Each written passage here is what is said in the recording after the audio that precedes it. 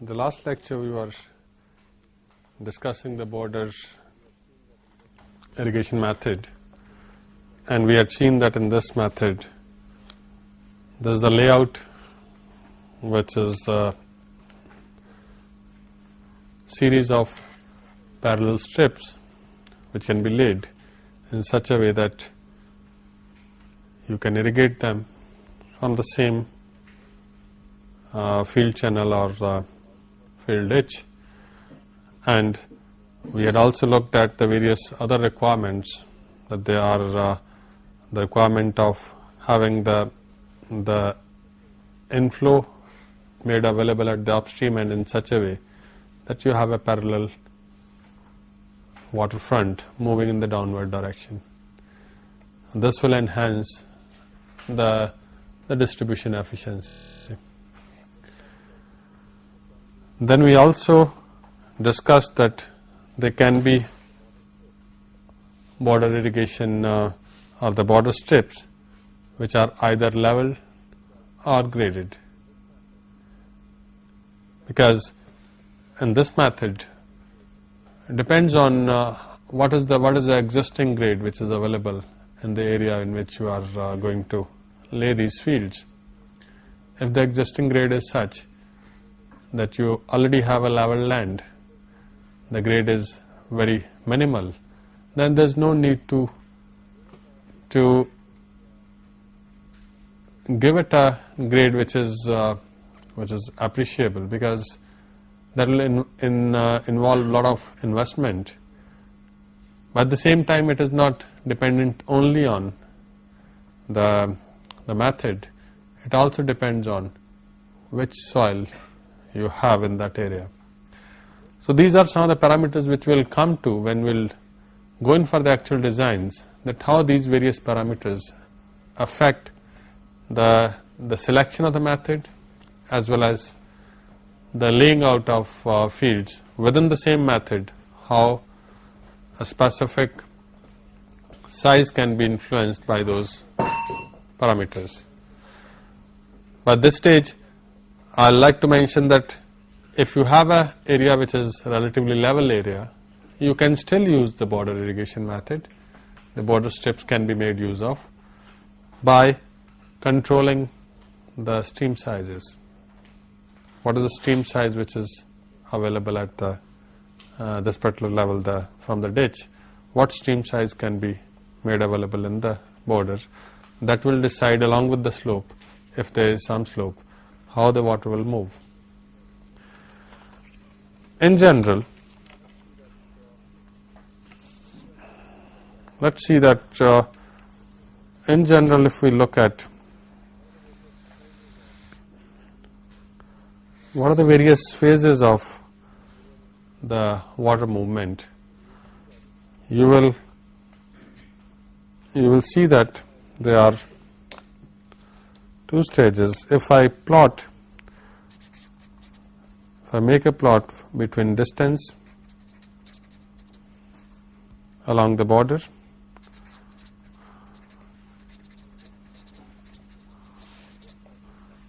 on this axis, and on this axis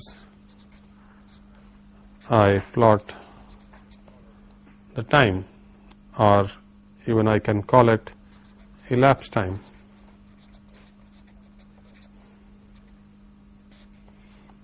On this axis, you will find that if this is the time when I have started the irrigation, this is the time corresponding to the start of irrigation.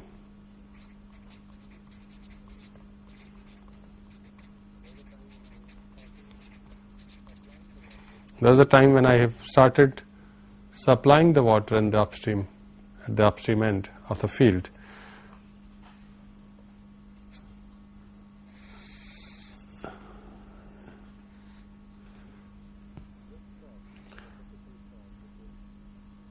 This curve is a typical curve which is called the advance curve.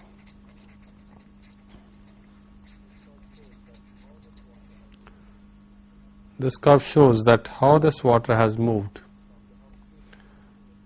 in time from the upstream end. This is the upstream end. Let me put that this is the upstream end of the border, and since this is the plot of the border length, as we go down from upstream end to the downstream end. So somewhere here you have the downstream end. Where you have the downstream end, it will depend what is the length of the field. So the length of the field is only extending up to this level. Then for this field, this is the downstream end. Okay. Now this length is one of the parameter which has to be designed. You have to evaluate what is the length which should be selected. So this is a design parameter. Under the various combination of other influencing parameters, which include the slope, the stream size, the type of soil, all those put together. Under all those combined circumstances, what is the best length which can be selected? That becomes one of the design parameters. We will come to those things later, but at this stage I am just trying to, wherever possible, I am trying to bring in those aspects so that you can try to understand what is the need to go into all these things when we discuss the various methods of irrigation. So if you divide the total time for which you are applying irrigation water, and even beyond that, that can be distributed or that can be divided into different phases, into different stages, and those stages we are trying to look at. What are the various stages during the process of irrigation which are prevalent, not only in the case of border irrigation but in other surface irrigation methods as well. Okay. So this is the advance curve, a typical advance curve. The shape can vary from field to field depending on the other characteristics. That is what you had wanted to know the other day. This shape is only a typical shape. It may not be same for the next field. If some of the parameters change, suppose if the slope changes, the shape of this advance curve will also change. If the stream size changes, or the rate at which you are applying the water at the upstream end, if that changes, still this advance curve will also change. If the roughness coefficient of the field changes, which can change with respect to the soil, which can change with respect to the crop which you are growing, or the stage of the crop, again this advance curve will change. So for the same field, in the same field, you might find that for different timings during the growth stage of the crop, this advance curve might keep on changing. So it's not a fixed thing. It can vary even for the same field.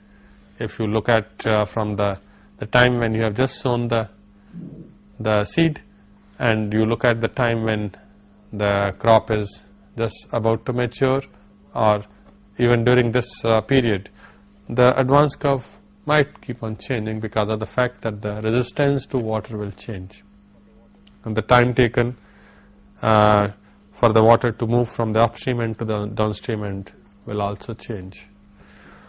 So this is one stage. Then this stage, let me say that this stage is, or this particular phase, I'll put it as a phase which is advanced phase.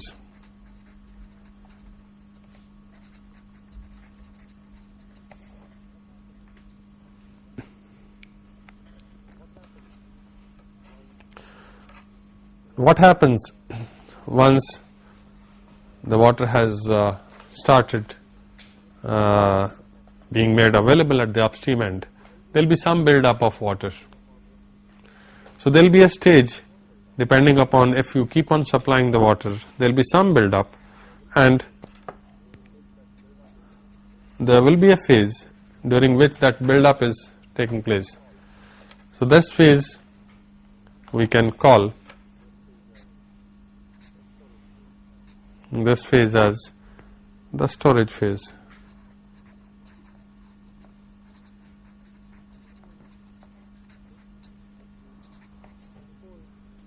Okay.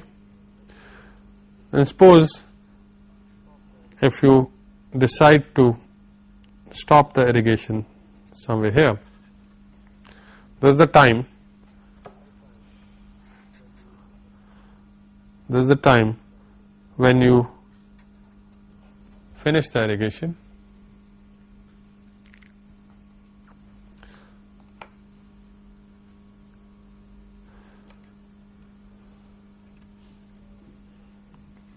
Sorry.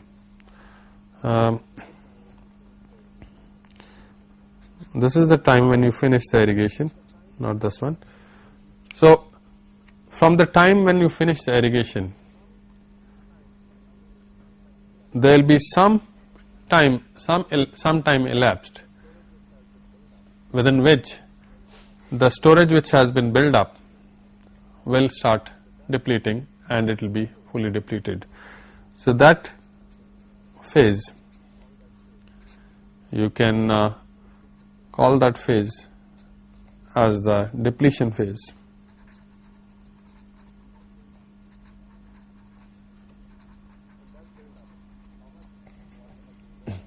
And that build up, how much water has been built up, will be a function of, again, the things like what is the slope, what is the prevailing slope in the field. If the slope is very small, the build up will be higher.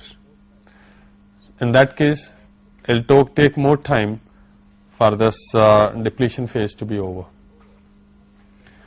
And once the depletion phase is over, then you have the next phase, which is the recession phase.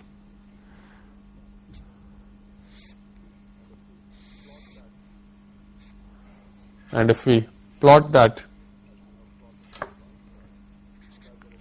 as we have plotted the advance curve, because the recession will again is the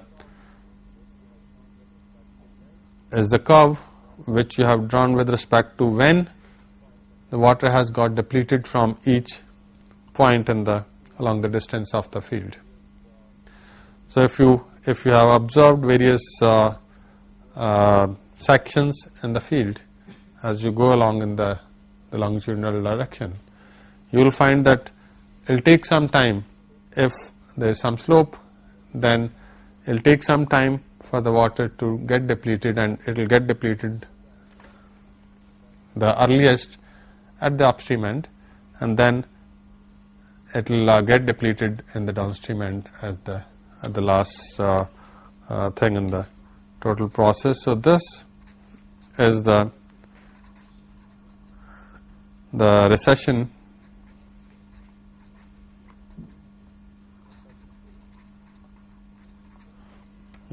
phase,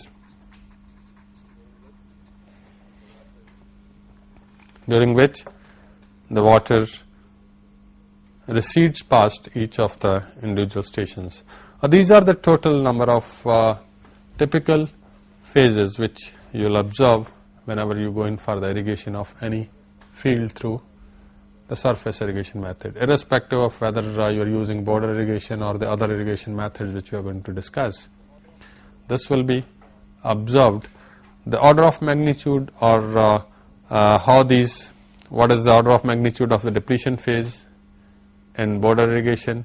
Within the border, what will be the order of magnitude, how much time will take for the depletion phase to be over, is a function of the other factors like what is the slope, as I have mentioned earlier.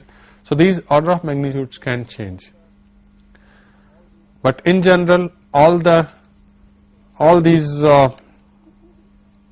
this is a recession, this is known as recession curve and the advance curve. This layout, or this picture which we have drawn, if we plot this advance and the recession curve for any field, you can get from this a very useful information, the information about the infiltration opportunity time.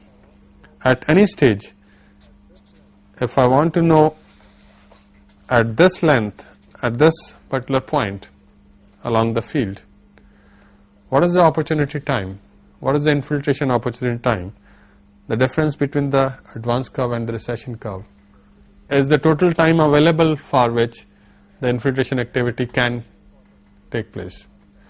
So this is a very important aspect which can be utilized to find out what is the amount of infiltration which can occur at different locations of the field. This is known as infiltration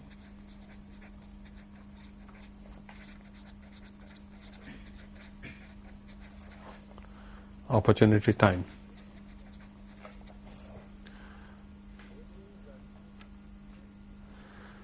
So which means that what you are interested in ensuring that the infiltration opportunity time should be same throughout the length of the field. Only then you can ensure that there is a equal distribution, there is a uniform distribution of water all along the field of your interest.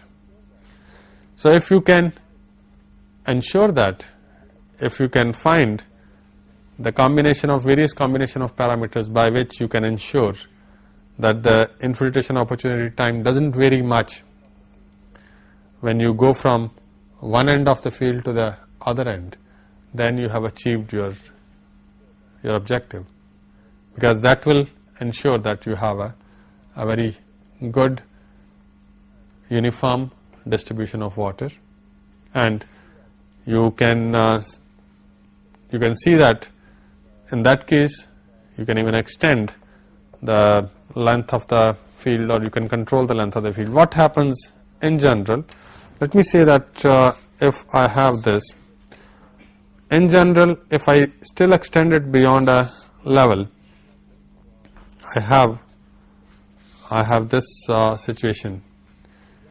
Now you will find that the general trend of these two curves will be like this. If this is the trend, then if I try to evaluate this with respect to the infiltration opportunity time, from here in these three cases the difference might not be much. The opportunity for infiltration of water was almost equivalent in these three locations. But when I go here at this level, the opportunity for water to infiltrate into the soil is very small, because of the fact that the water has reached here very late, and because of the fact that the combination of all those stages, the amount of time for which the depletion phase has taken, and all those things put together, all the phases put together, the end result is that here the opportunity time is drastically reduced in comparison to the opportunity time being available at the other locations. So if I go in for such a length, if I go in for this much length of the field, I might even looking at this, I can say for definite that the length beyond this level, somewhere beyond this level, will be having the moisture made available which is much lower than the required moisture. In case I want to take care of this requirement at the end of this field, then I'll have to waste a lot of water in this region. So either way, if I ensure if I match the availability with the requirement in this area, in this length, then I don't satisfy the requirement of the remaining length. If I try to ensure that the requirement of this later part of the length is taken care of, I'll have to end up in wasting a lot of water, because in that case what I can do, I'll have to supply water for some more time and ensure that I take this recession curve, or the recession curve is started later on. So you have supplied the water for a longer period. Okay, in that case, now I have a availability at this location also, which is equivalent to this particular level, which is almost similar to the previous one. But in the process, I have at these locations I have added additional opportunity time, which will ensure that there is some wastage. Is that clear? Well, that is where, by analyzing this opportunity and the recession, the infiltration opportunity curve through the length of the field, by plotting the advance and the recession curve, you can gain a lot of information, and that can be used. You will see later on that when we go in for the evaluation of these methods, we use this information to evaluate the various methods and to ensure that we are taking care of all the requirements in terms of the efficiencies which we want to achieve, or we are trying to go to a level where we are within the reasonable level of efficiencies, which are achievable efficiencies.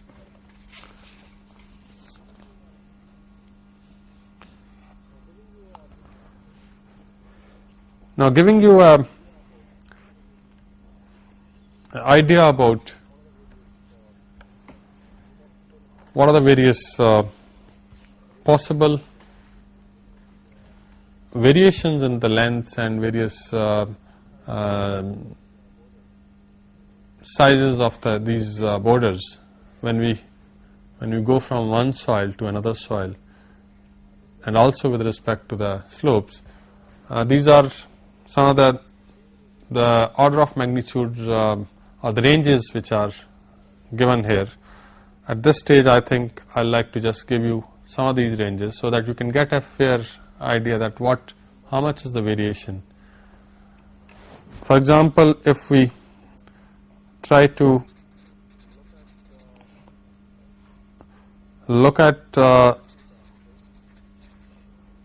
these three parameters, that for different soil type was the length of the border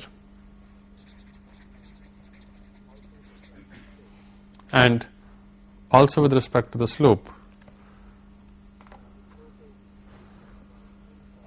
When the slope is between 0.25 to 0.65%, your length of the border may be between 60 to 120 meters for the soils which are in the category of sandy and sandy loam.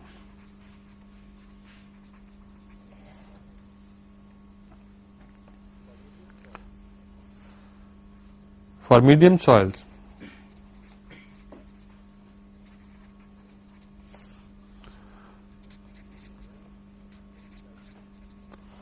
the length can be slightly more than what you can use in the sandy and sandy loam soil.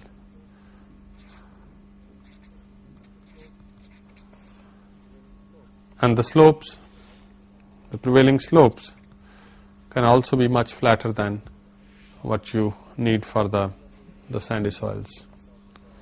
Similarly, when you go to the other extent of clay and clay loams,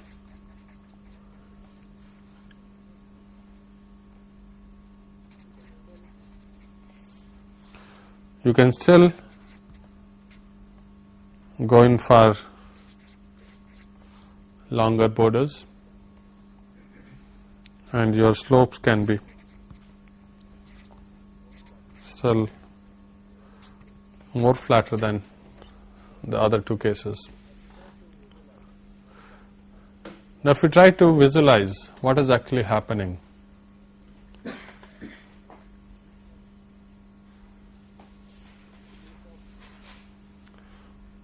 in the case of clay loams or the clay soils, the infiltration rates are comparatively lower. That is the reason that you can go in for longer lines, because the amount of infiltration when is lower, more water can flow into the downstream areas. And that is also the reason that why you are in a position to even afford to have slopes which are flatter, which are relatively lower slopes.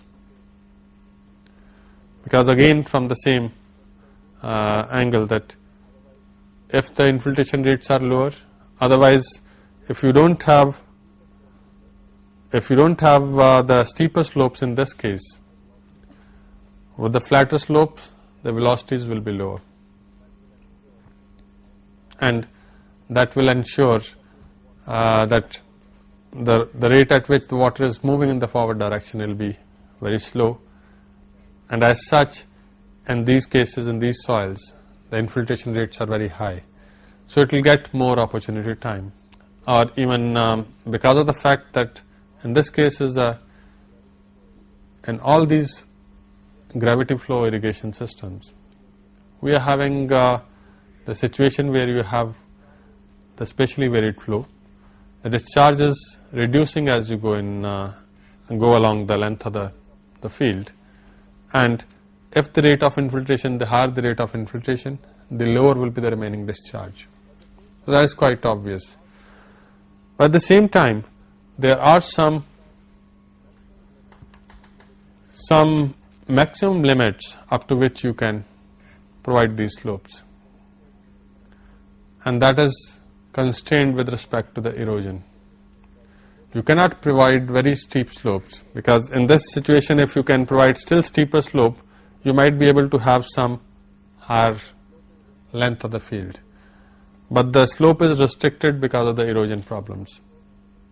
If you have higher slopes, you will have more erosion problems. The soil might get eroded from the upstream ends and it might flow along with the water. So from that angle, this becomes a restriction. The slopes have to be provided in accordance with the erosion. There shouldn't be any erosion. Even the stream sizes, you might feel that okay, if you want the water to reach quickly in the downstream direction, giving very low infiltration time to the soil, if it is highly permeable soil, if the infiltration rates are very high. In that case, if you choose a very high stream size, the rate of flow is very high, again you will have the erosion problem. So both these things, the slope as well as the stream size, they have to be constrained with respect to the fact that you have to select these upper limits so that there is no erosion. So these are some of the practical ranges which have been tested over various type of soils, and these are the suggested ranges which have been suggested by organizations like AFAO. They have collected the experience of various researchers, and then they have seen that what are the ranges. But to go in for the actual, because this is a very big range between 150 and 300, now what is the actual size which you should select under the specific conditions of your area, that for that you have to go in for precise design, and that is what we intend to do, to look into how to go in for those designs. That is a topic to be discussed later. Now let's come out with some other aspects about this border irrigation method. And one thing which comes to your mind immediately is that what is the suitability of this method? Because ultimately why we have why we are going to look at various methods is because we want to look at what is the suitability of these methods with respect to different conditions. So if we try to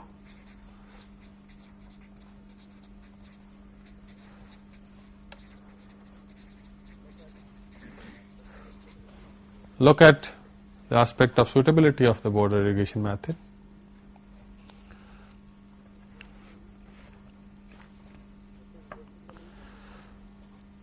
this is basically suitable for all close growing crops except one,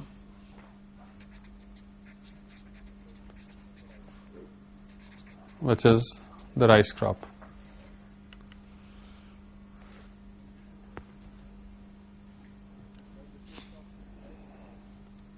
As in the case of rice crop, you need the water to stand for some specific period, and that is why in the case of border irrigation, you don't make the water stand for a long period. It might be standing for some period, but not for a longer duration. So that's why normally for rice crops, you don't use the border irrigation method. But for all the other close growing crops, this method is quite suitable.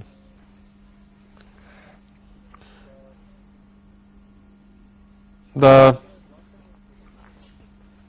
other advantages which this method has, if we look at some of the advantages,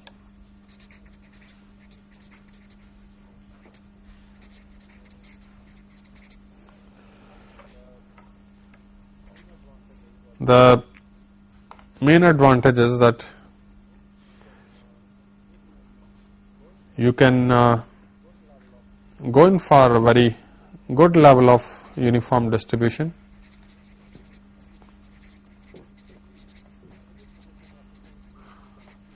and the distribution efficiency which you can achieve in with this method might range between 70% to 90%.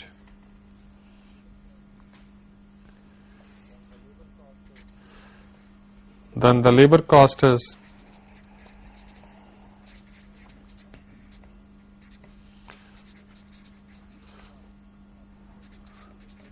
not appreciable. It is not very labor intensive. It requires a relatively low level of labor. Yes, of course, the leveling will be required in this particular case. Normally, you don't allow any cross slope. See that the slope can be in both the directions. The longitudinal slope, that is what you want. But in some cases, you might find that the area is such that to level the area across in the transverse direction, you might not be able to remove the total slope. There might be some level of slope which is still remaining. So that should be avoided. But with this method, it depends what is the level of that slope. If the slope is such that the depth which you are going to accumulate over the surface, if the slope is less than 1/4 of that depth, then that is permissible. Otherwise, you might find that there is a uneven distribution across in the transverse direction, and along the field you might get a reasonably good distribution, but if you look across the field, the distribution might be uneven because of the cross slope, as the water will have a tendency to get accumulated towards that area, that side which is sloping in the downward direction, and that will also create problems in terms of the distribution of water within the border. So that one has to take care. Otherwise, this method is quite a useful method, and is a very popular method, where you don't have to, you can go in for relatively bigger areas. By doing that, you can reduce the number of channels which you have to provide, because the bigger the area, the less is the density of the water courses which are needed. So from that angle, this method is a very useful and age-old method. We go from this method to the next method, which is the basin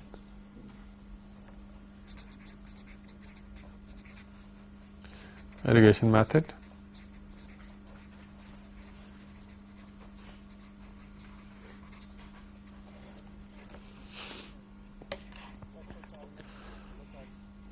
First of all, let's look at, when we say basin irrigation method, how the layout looks. What is the layout? In this case, if this is the supply ditch,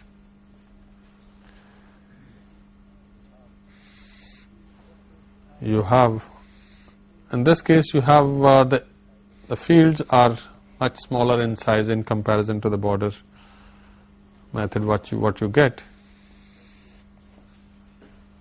So if you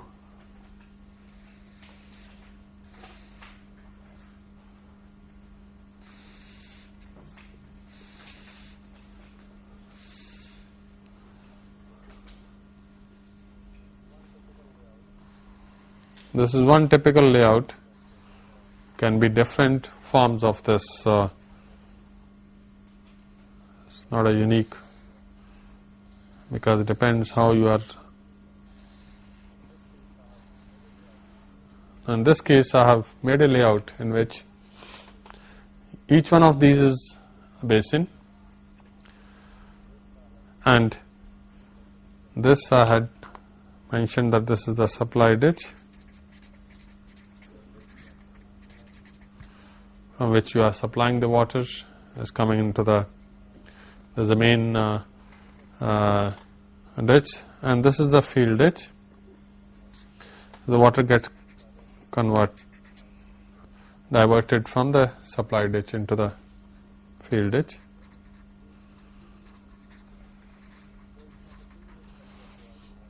So it's from the field ditch that you are providing water into each of these areas. Now, in this case, there can be openings into, for example, in this situation, you will also find that normally each of these field ditches will be providing water to the basins which are on both the sides. So on the other side also you might have another set of basins, and that is how each field ditch, and it is more convenient to let the water flow into the two adjacent basins.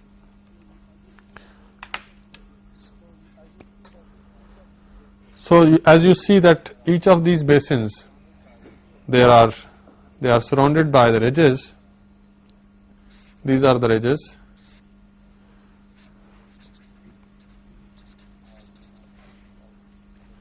or you might give them different names, ridges, levees, or bunds. Any name you can give is the same thing. So these are small obstructions which have been created around the basin.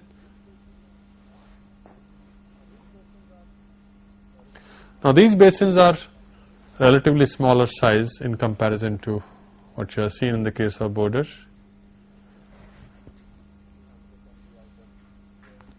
And they can be either square in shape or rectangular. Now the idea is that why they were needed. In the case of border, suppose if you encounter a situation where you have soil which is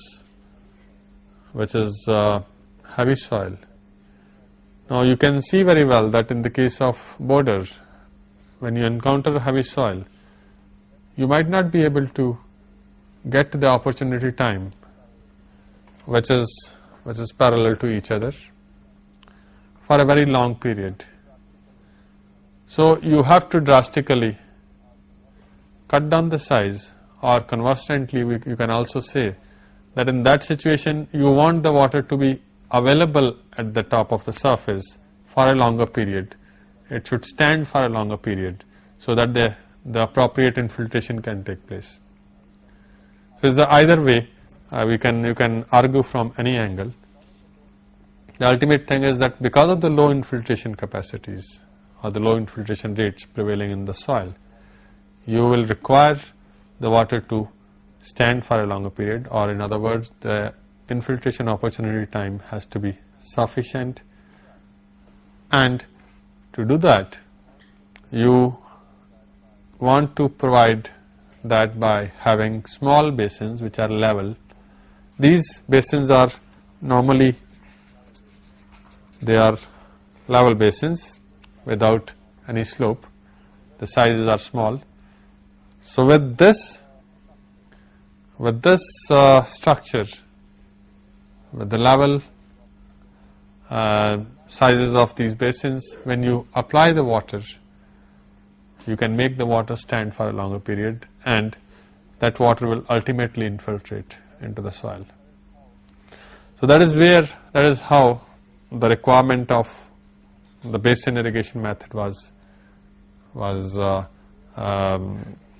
found to be there whenever the soils were of heavy nature.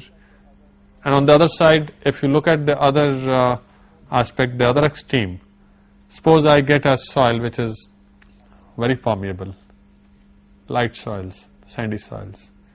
In that situation also, if I use the basin irrigation method, I'll have to send the water inside the basin in a very short period.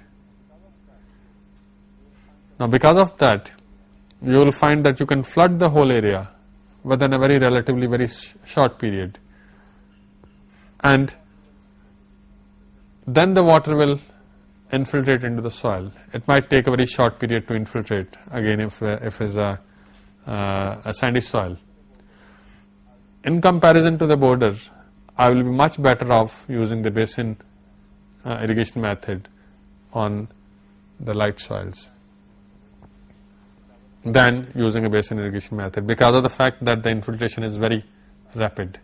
But in this case, since the sizes are very small, the slopes are not there, you can flood the whole area in a very short period. So if you look at from the angle of the infiltration, the advance and the recession curve, typically what we are saying is that if, irrespective of which soil I am using, I will have an advance curve which will be very close to the,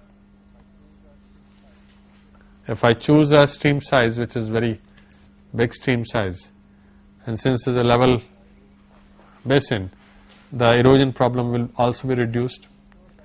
I can ensure that within a very short, relatively short time, I can go to the lower end of the field. So the advance curve will be, this will be the advance curve, and towards the end, when I stop the irrigation, there might be, if this is the point where I have stopped the irrigation, the time when you have finished the irrigation, the water might stay over the whole plot or over the whole basin for some time, and then the recession curve will be something which will be a straight line parallel to the horizontal axis, because the water will disappear. Since there is no slope, the water will disappear from the total area simultaneously. So in this situation, my infiltration opportunity time from the upstream end to the along the length of the basin will be almost similar, because of the fact that I have been able to spread the water in a very short period. That is the philosophy of the basin irrigation method, and that is the reason, because of this fact, this is the basic reason that why you can get very good distribution efficiency using this method. The distribution efficiency might reach to the order of around 90%. And then the other advantages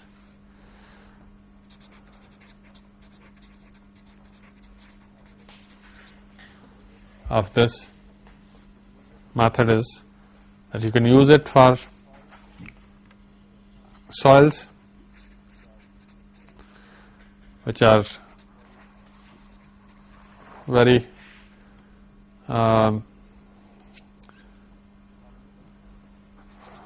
permeable,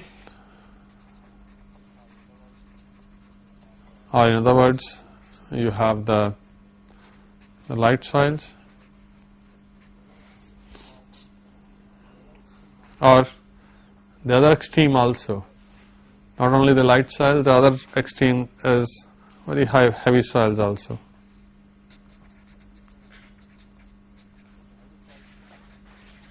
So heavy soils can also be very satisfactorily, you can use this method. Basically this is the method which is normally used for the paddy crop, the rice crop, because of the fact that you want the water to stand for a sufficient amount of time so that the water can infiltrate into the soil.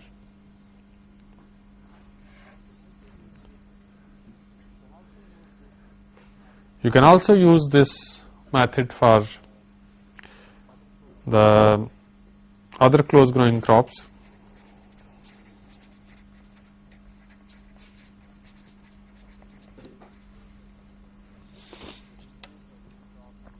Which include the grain crops, the fodder crops. Most of the grain crops and the fodder crops, they are close growing crops. So this method is quite suitable. You can also afford to use very large stream sizes.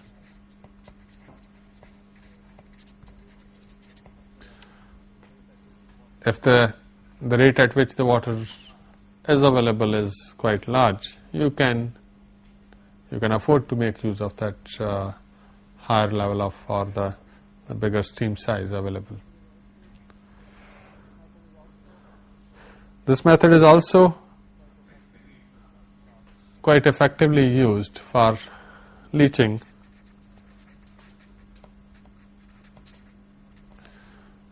The leaching of the salts can be very effectively done by using this method.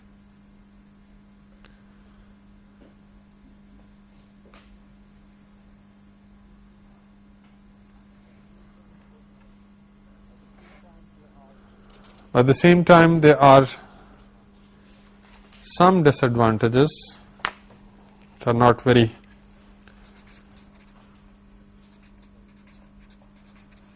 many.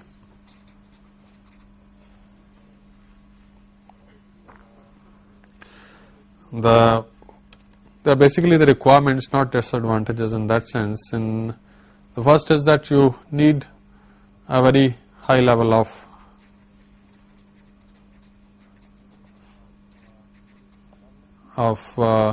leveling, very precision leveling is required, as in the case of border also. Then the levees or the bunch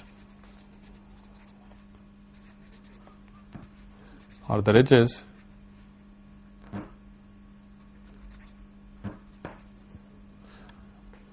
they should be strong enough, because most of the time you will have the inundation taking place.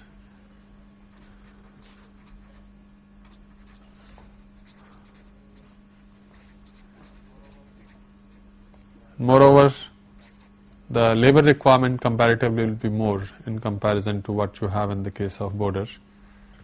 So the labor, and from this angle also, that if the ridges are not proper, they might have to be mended from time to time. The labor requirements will be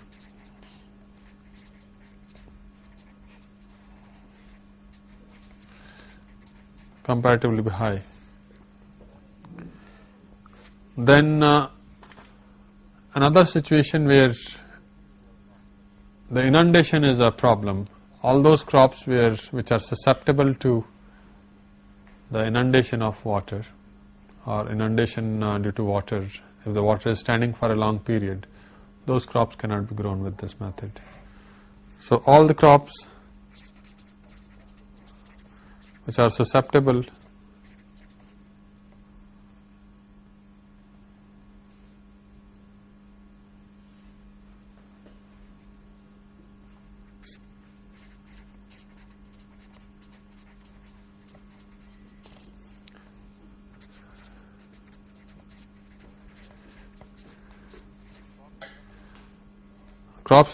to inundation cannot be grown.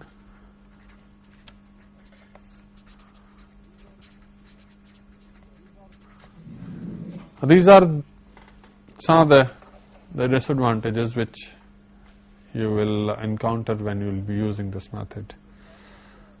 As far as the size of the field is concerned, the shape of the field is concerned, there is no such constraint, because in this particular case you are trying to flood the whole area within a relatively smaller time. But at the same time is always beneficial if you have a shape which is either square or rectangular. This method is also used in the case of plantation for the orchards, for catering to the requirement of individual plant, the individual tree. So in that case is called the ring method of irrigation, the basin ring method, because in that case you will try to, if I'll draw it in plan, if you have,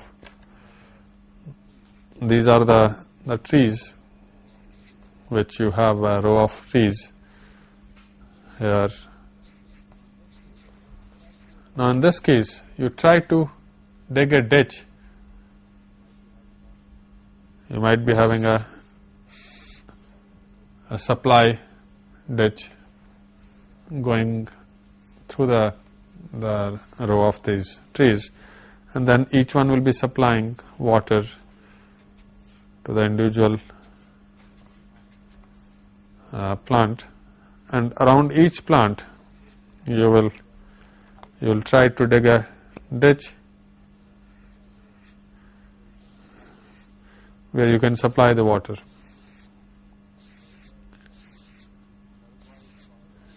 And that is why it's called the ring method. The size of the ditch can keep on increasing depending on how much is that water requirement, how much can be stored in this ring around the stem of the tree.